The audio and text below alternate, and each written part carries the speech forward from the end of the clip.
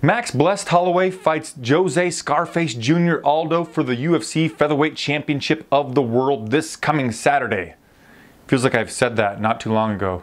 Anyway, we got an excuse to drink some craft beer. My name is Flyin Brian J. This is my beer pairing suggestion for UFC 218.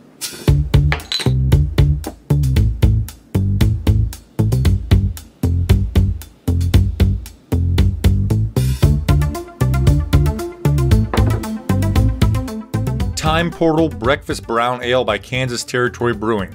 The main event of UFC 218 makes me feel like I've jumped into a DeLorean with Marty McFly and Doc Brown, or perhaps through a time portal with Rick and Morty. Max Holloway defeated Jose Aldo via TKO in the third round almost exactly 6 months ago. As of right now, I think this rematch is unnecessary.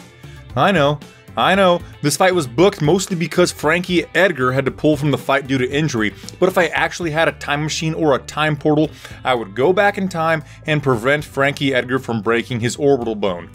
Obviously I can't do that, and sadly Doc Brown and both Rick and Morty are fictional characters, so I'll just hope that the main event plays out differently than the first time.